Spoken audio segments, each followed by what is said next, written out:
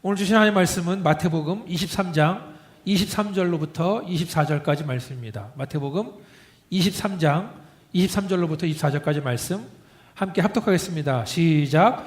화 있을진저 외식하는 서기관들과 바리새인들이여, 너희가 박하와 회향과 근체의 11조는 들이되 율법에 더 중한 바 정의와 긍휼과 믿음은 버렸도다. 그러나 이것도 행하고 저것도 버리지 말아야 할지니라. 맹인된 인도자여, 하루살이는 걸러내고 낙타는 삼키는도다. 아멘. 목사가 설교할 때 가장 피하고 싶어하는 주제가 바로 돈에 대한 얘기입니다. 특별히 11조에 대한 설교가 그렇습니다. 그래서 어떤 목사님들은 강단에서 절대로 11조 설교하지 마라 라고 조언을 하기도 합니다. 저는 한번 생각을 해봤습니다. 왜 우리는 돈을 사용하지 않고서는 단 하루도 살 수가 없습니다. 현금이 아니더라도 카드는 쓰게 돼 있어요. 그렇게 우리의 생활과 뗄래야 뗄 수 없는 돈에 대한 설교가 왜 이렇게 하기도 힘들고 듣기도 힘든 것인가? 돈이 나빠서 그런 겁니까? 거룩한 기독교인들은 돈에 대해서 입에 올리기조차 부끄러워서 그렇습니까? 아니면 돈에 대해서 우리가 뭔가 잘못 알고 있어서 그렇습니까? 저는 거기에 대해서 결론을 이렇게 내봤습니다. 우리가 돈에 대해서 설교를 하거나 듣는 것에 부담을 갖는 이유는 돈에 대해서 잘 모르거나 아니면 돈에 대해서 부끄럽게 살기 때문에 그렇다는 것입니다. 돈에 대해서 부끄럽게 산다는 것은 평신도들만 해당되는 게 아니라 목사도 당연히 포함됩니다. 요새 대한민국에서 어떤 대형 교회가 무리를 해서 담임 목사의 자리를 아들에게 물려주려고 하고 있는데, 그것 때문에 믿는 자뿐 아니라 일반 사람들도 다 그 교회를 주목하고 있습니다. 왜 이렇게 그 담임 목사님은 그 아들에게 그 자리를 물려주려고 애를 쓰고 있는가 봤더니, 소문에 의하면 교회에 비자금이 800억이 있는데 그런 부끄러운 이야기가 있습니다. 근데 그런 일들을 교회 다니는 사람들만 아는 게 아니라 이제는 모든 사람들이 다 알아요. 그래서 이런 말을 하는 저도 참 낯뜨거운 이야기입니다. 목사도 돈에 대해서 자유롭지 못하다는 것입니다. 오늘 그 설교를 준비하면서 저는 한번 돈에 대해서 하나님은 어떤 말씀하시는가 다시 한번 생각을 하게 됐습니다. 우리가 정확히 알고 있어야 시험에 들지 않습니다. 돈의 유혹에 넘어가지 않습니다. 그래서 저는 오늘 담대한 마음으로 설교를 하려고 합니다. 저와 함께 큰 은혜 받으시기를 주님의 이름으로 축원합니다. 아멘. 11조에 대해서, 오늘 12조의 축복인데 11조에 대해서 기독교 안에서 여러 가지 의견이 있습니다. 어떤 목사님들은 11조 안 내면 암에 걸린다 라고 설교하는 목사님도 있어요. 저는 그것은 설교가 아니라 협박이다 라고 생각을 합니다. 미리 말씀드리지만 저는 그러한 의견에 절대로 반대를 하고 있습니다. 또 어떤 목사님들은 11조 안 내면 구원받지 못한다라고도 얘기합니다. 그것도 협박이죠. 만약에 그렇게 어떤 목사님이 말한다면 저는 그 목사님의 구원에 대해서 한번 의심해 봐야 된다라고 생각을 합니다. 생각이 틀렸습니다. 또 반대로 어떤 목사님들은 11조는 구약 성경과 함께 끝난 것이다. 은혜의 시대에 살고 있는 우리는 11조를 낼 필요가 없다라고 말하기도 합니다. 여러분 어떻게 생각하십니까? 저는 근데 이 11조를 낼 필요가 없다, 지킬 필요 없다라는 생각에 두 가지의 또 의견이 있는 것을 발견했습니다. 첫 번째는 구원받은 우리는 이미 은혜의 시대에 살고 있기 때문에 11조를 낼 필요가 없다. 왜냐하면 11조와 구원은 아무런 관계가 없기 때문에 그렇습니다. 그래서 만약에 여러분들 가운데 11조에 부담 느끼시는 있으면은 부담감에 자유로우시기를 주님의 이름으로 축원합니다. 그런데 11조를 지킬 필요 없다고 말하는 사람 중에 또 다른 사람들은 좀 전에 말한 것과 정반대 의견이 있어요. 11조를 지킬 필요 없다 그랬는데 무슨 의견이 또 있나? 그것은 왜 10%만 하나님께 드리냐? 우리가 가지고 있는 100%가 다 하나님 거다. 우리는 10%라는 숫자에 얽매여서는 안 된다. 11조를 냈다는 것으로 우리의 의무를 다했다고 생각하지 마라. 이렇게 또 생각을 하고 있다는 겁니다. 여러분 어떤 게 더 맞는 것 같습니까? 저는 두 번째 말이 더 공감이 갑니다. 누가복음 21장을 보면은 여러분 주보에 같이 있는데 예수님께서 두 사람이 함께 하나님께 헌금을 내는 장면을 보고 말씀하십니다. 첫 번째 사람은 돈 많은 부자고 두 번째 사람은 가난한 과부입니다. 누가복음 21장 1절로 4절 보면 이렇게 나와 있습니다. 예수께서 눈을 들어 부자들이 헌금하며 헌금 넣는 것을 보시고 또 어떤 가난한 과부가 2렙돈 넣는 것을 보시고 이르시되 내가 참으로 너희에게 말하노니 이 가난한 과부가 다른 모든 사람보다 많이 넣었도다. 그들은 그 풍족한 중에서 헌금을 넣었거니와 이 과부는 그 가난한 중에서 자기가 가지고 있는 생활비 전부를 넣었느니라 하시니라. 만약에 돈 많은 부자가 11조를 드린다면 금액이 어마어마할 겁니다. 저는 실제로 큰 기업을 운영하시는 그런 사업가가 많은 금액을 11조 하는 것을 알고 있습니다. 사랑하는 여러분, 돈 많은 사람이 11조를 드리는 것은 정말 힘든 일이에요. 헌금을 내는 것도 힘든 일이지만 교회 안에서 티 안 내고 지내기가 더 힘든 일입니다. 흔히 헌금을 많이 내면 교회 안에서 목소리도 커집니다. 그래서 어떤 경우에는 자기 뜻대로 교회를 좌지우지하려는 하는 사람도 더러는 있습니다. 그에 비해서 가난한 과부는 창피하니까 아무도 모르게 동전 2개를 헌금 바구니에 넣습니다. 금액으로 볼 때 부자의 그것과는 비교도 되지 않는 초라한 금액입니다. 예수님께서 뭐라 그러십니까? 이 가난한 과부가 다른 모든 사람들보다 조금 전에 거액을 헌금한 부자보다 더 많은 금액을 바쳤다라고 말하고 있는 것입니다. 왜 그렇습니까? 과부는 자기의 생활부 전부를 드렸기 때문에 그렇습니다. 모든 것을 드렸기 때문에 그렇습니다. 유치원생들도 산수만 할 줄 알면 부자와 가난한 과부 중에 누가 더 많이 드렸는지 알 수 있습니다. 그러나 천국은 그러한 산수로 단순하게 계산되는 것이 아닙니다. 은혜는 단순한 숫자로 표현되는 것이 아닙니다. 우리는 연약하기 때문에 우리 사람들은 사람의 외모, 숫자를 보지만 하나님은 사람의 중심, 그 마음을 보신다는 것입니다. 가난한 과부는 하나님께 자기의 모든 것을 드렸습니다. 그리고 하나님은 그 과부가 하나님께 더 많이 드렸다고 발표를 하고 있는 것입니다.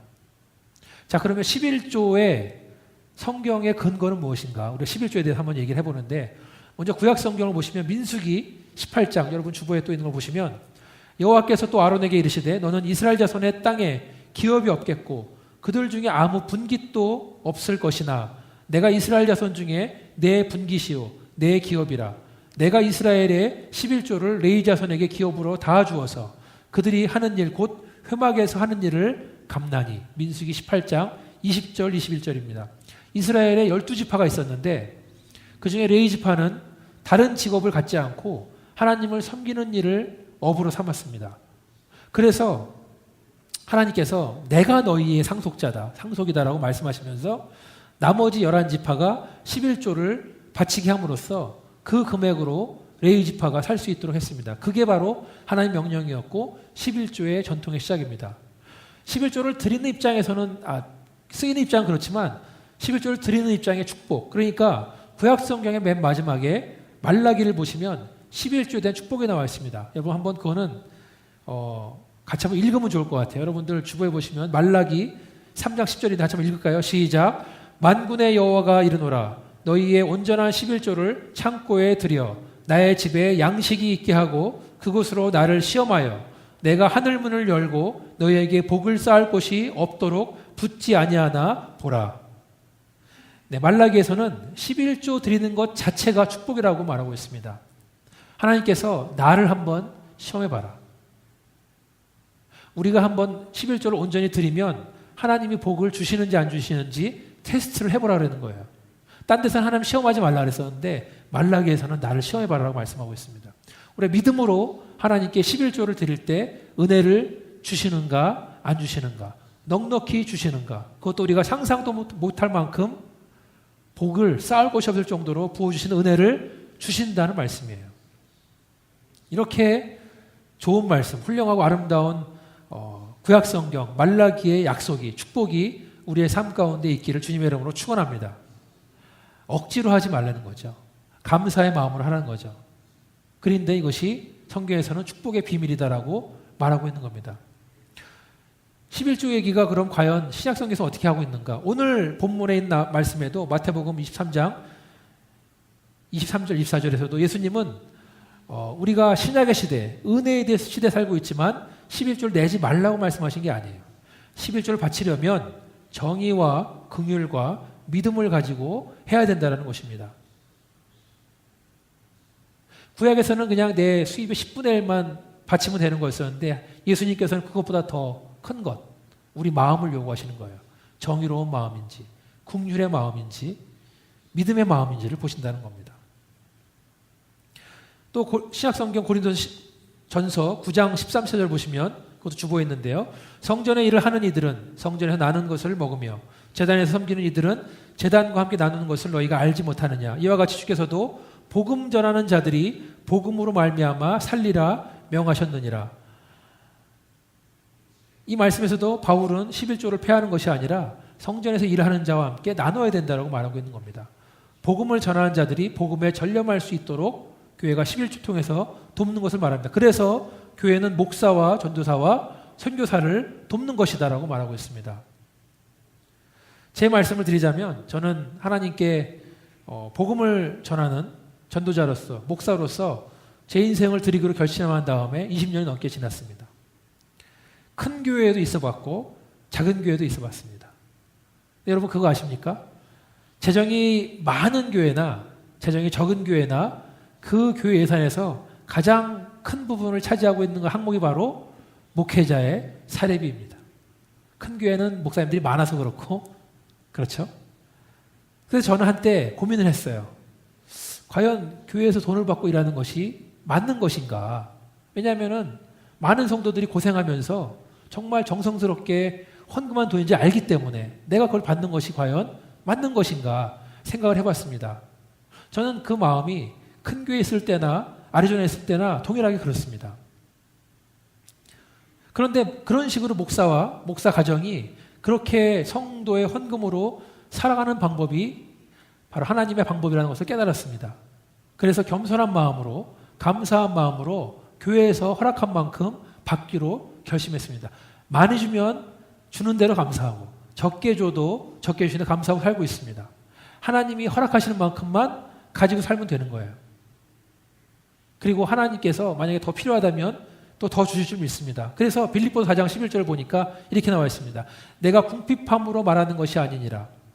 어떠한 형편에든지 나는 자족하기를 배웠노니 나는 비천에 처할 줄도 알고 풍부에 처할 줄도 알아. 모든 일 곧 배부름과 배고픔과 풍부와 궁핍에도 처할 줄 아는 일체의 비결을 배웠노라. 내게 능력 주시는 자 안에서 내가 모든 것을 할 수 있느니라.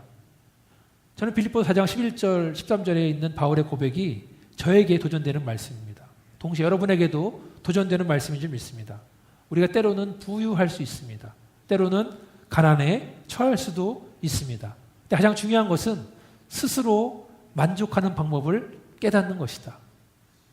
많고 적음 때문에 믿음이 떨어지는 것이 아니라 계속해서 감사하는 마음을 갖는 것이 중요한 줄 믿습니다. 하나님께서 모든 것을 필요할 때마다 적절하게 주시는 믿음을 갖는 것이 저는 중요한 줄 믿습니다. 바울은 다 배웠다라고 말하고 있는데 저는 아직까지 현재 진행형으로 배우고 있는 것 같습니다. 아직은 미완성이지만 바른 길로 들어섰다고 믿습니다. 여러분도 그렇게 믿으시는 줄 믿습니다.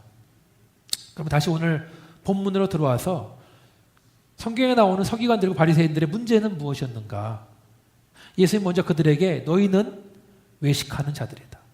너희는 맹인이 된 인도자다라고 말씀하십니다. 그들의 문제가 뭡니까? 오늘 성경에 보니까 그들은 박하와 회향과 근체의 11조를 드린다고 했습니다. 또 24절을 보니까 하루살이는 걸러내고 낙타는 삼킨다라고 말했습니다. 제가 처음에 이 성경 말씀 봤을 때는 제가 오해를 했어요. 말씀을 잘못 이해했습니다.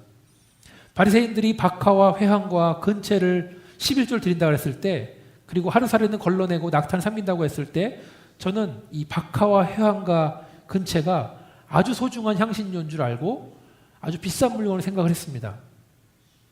그래서 이 사두개인들과 바리새인들이 호화로운 삶을 살고 있구나. 왜냐하면 향신료가 그 당시에는 굉장히 고급스러운 거기 때문에 하루살이 같은 적은 헌금은 싫어하고 낙타 정도로 큰 것만 좋아하는구나라고 생각을 했습니다.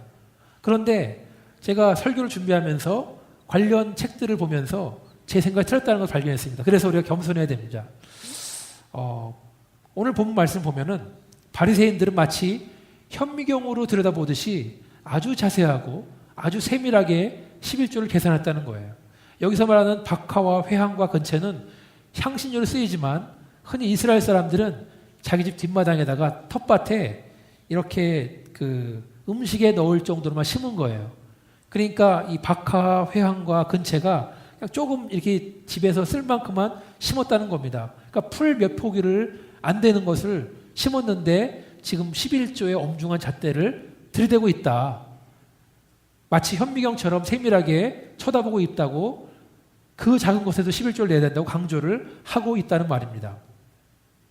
그리고 하루살이는 걸러냈다 그랬었는데 이게 무슨 말이냐면 그 당시에 이 이스라엘 사람들이 중요하게 생각한 것이 포도주였었는데 포도주를 담그고 포도주를 관리할 때 가장 방해가 되는 게 뭐냐면 하루살이 같은 날벌레들이에요.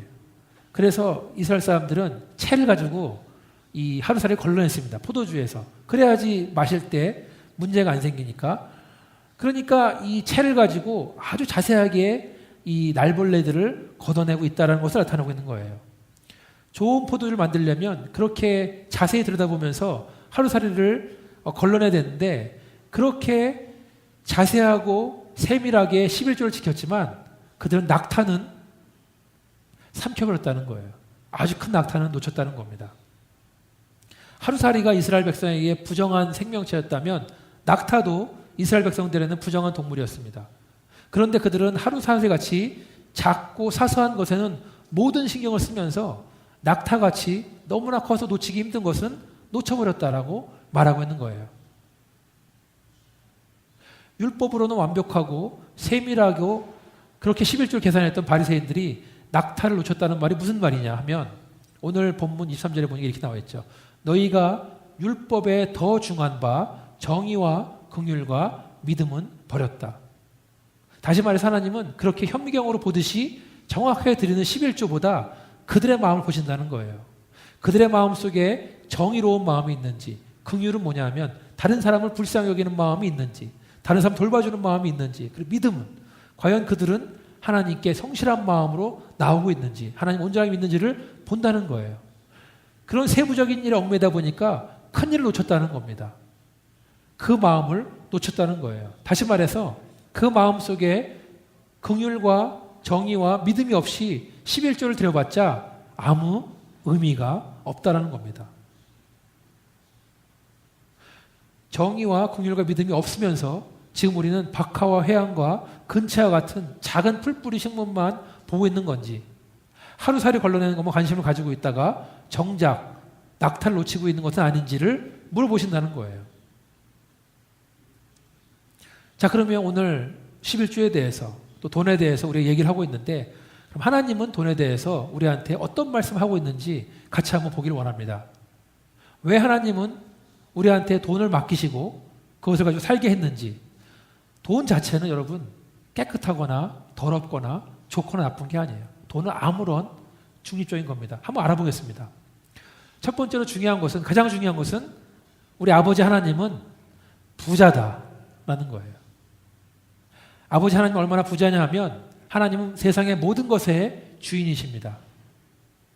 여러분, 하나님이 모든 것, 지금 저 여러분이 가지고 있는 것을 포함해서 이 상에 땅 위에 있는 모든 것, 땅 아래에 있는 모든 것, 하늘에 있는 모든 것의 주인임을 믿으십니까? 아멘. 그러니까 하나님은 우리가 드리는 헌금이 없어도 아무런 문제가 없으시다라는 거예요. 하나님 째째하게 돈 몇 푼 때문에 흔들리는 분이 아니라는 겁니다. 그러니까 헌금은 나를 위한 거지 하나님을 위한 게 아니다라는 거예요. 자, 두 번째로 그 부자이신 하나님은 우리를 돌보신다라는 겁니다. 우리를 공급해 주신다. 우리를 채워주신다는 겁니다. 근데 하나님은 주시되 넉넉하게 주시는 분입니다. 믿으십니까? 하나님이 왜 우리를 도와주십니까?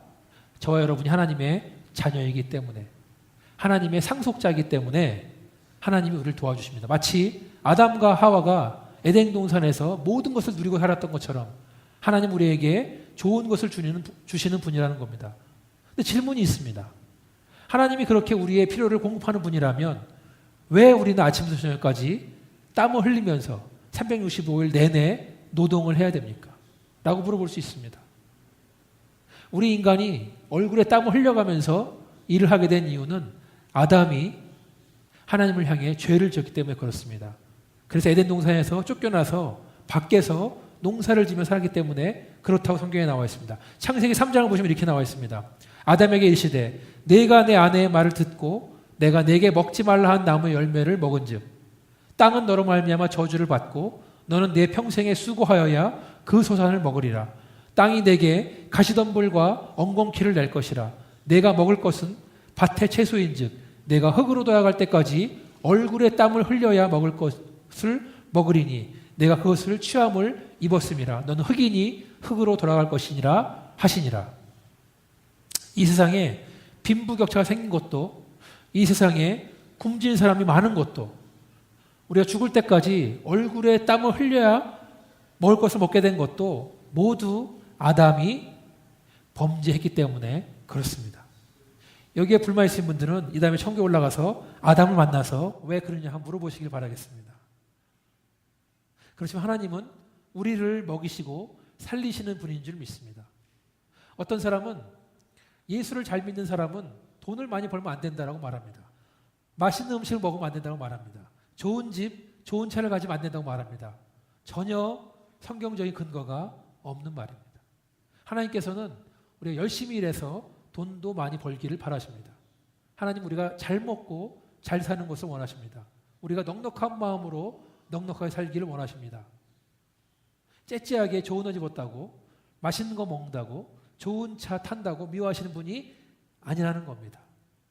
여기에 대해서 제가 좀 이따 또 얘기를 나누겠습니다. 또 세 번째, 하나님은 돈에 대해서 뭐라고 말씀하시는가? 제가 존경하는 김동호 목사님이라고 있는데 그분이 깨끗한 부자라는 책을 썼습니다. 거기서 이렇게 말씀하십니다. 부는 은혜가 아니다. 부는 은사다. 이렇게 말을 했어요. 이게 무슨 말이냐면 만약에 부자가 되는 것이 하나님의 은혜라면 모든 사람이 부자가 돼야 돼요. 부가 은혜의 척도가 될 수 있어요. 근데 부는 은혜가 아니라 은사라는 겁니다. 기프트라는 겁니다. 다시 말해서 은사가 있어야 부자가 될 수 있다는 거예요. 여러분들 하루아침에 복권 당첨된 사람들이 대부분이 비참한 최후를 맞이하는 것을 왜 그렇습니까? 돈을 어떻게 쓸지를 모르기 때문에 그런 거예요. 하루아침에 우연히 복권에 당첨돼서 벼락부자가 됐습니다. 돈이 생기면 행복해지고 편안할 줄 알았었는데 정반대의 결과가 되어버립니다. 통계에 따르면 복권에 당첨된 사람의 대부분은 이혼을 한다고 합니다. 다른 사람들을 믿지 못하기 시작합니다. 모든 인간관계가 깨져버립니다. 하고 싶은 것을 다 하면 행복할 줄 알았었는데 허무감이 더 커집니다. 방황하고 타락합니다. 흔히들 마약이나 알코올 중독자가 된다고 합니다. 왜 그렇습니까? 돈에 대한 은사가 없기 때문에 어떻게 쓸 줄을 모른다는 거예요. 아까 열심히 일해서 돈을 많이 벌라고 말씀드렸었는데 돈을 어떻게 버는가도 중요하지만 어떻게 쓰는가가 더 중요한 줄 믿습니다. 마지막으로 11조는 우리를 돈의 노예가 되는 데서 보호해주는 역할을 합니다. 11조에 성실한 사람들은 돈에 대해서 욕심을 제어하는 훈련을 받습니다. 왜냐하면 우리가 가지고 있는 돈이 모두 하나님 것이기 때문에. 그래서 하나님은 우리를 하나님의 청지기로 세상에 보내신 겁니다. 세상에 살면서 이 돈을 잘 사용해서 하나님이 기뻐하시는 일을 하게 한다는 겁니다. 여러분 11조를 함으로써 나는 하나님에 대한 의무를 다했다라고 생각을 하면 안 됩니다. 11조는 나의 모든 것이 하나님의 것이라는 것을 상징하는 표현입니다. 우리가 비록 10%만 하나님께 드리지만 나머지 90%도 하나님 것이라는 사실을 명심해야 됩니다. 그래서 우리가 어떻게 버느냐보다 어떻게 쓰는가가 더 중요하다고 말하는 것입니다. 누가복음 6장 38절에 보니까 주라 그리하면 너에게 줄 것이니 곧 후히되어 누르고 흔들어 넘치도록 하여 너희에게 안겨주리라. 너희가 헤아리는 그 헤아림으로 너희도 헤아림을 도로 받을 것이니라. 넉넉하게 주는 사람은 넉넉하게 받는다는 거예요.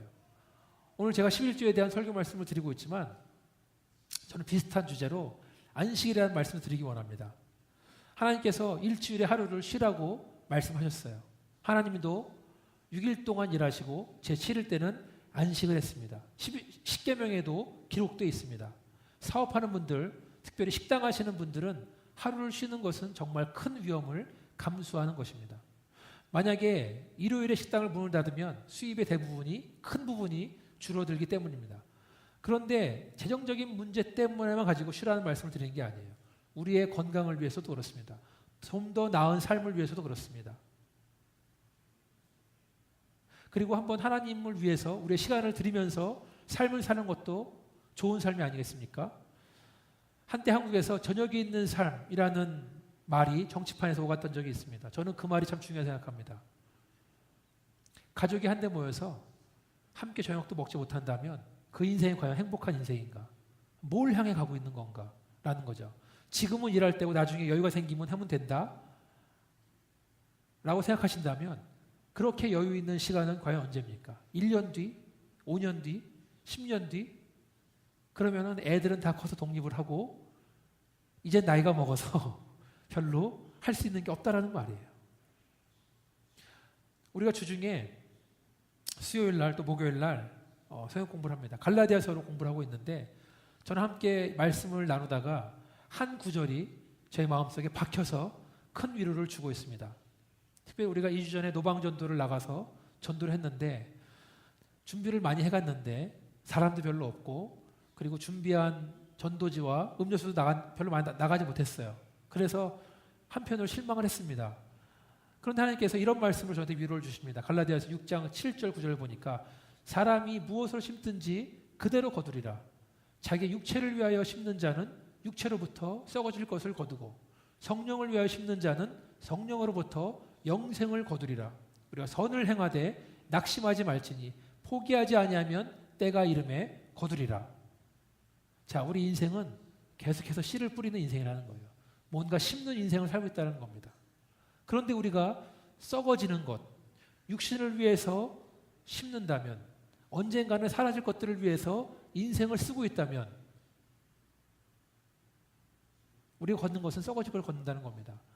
그러나 우리가 성령을 위해서 심는다면, 썩어지지 않는 것, 사라지지 않는 것, 영원한 것을 얻기 위해서 심는다면, 영원한 것을 얻을 거라는 말씀이에요. 그래서 낙심하지 말라는 겁니다. 그래서 포기하지 말라는 거예요.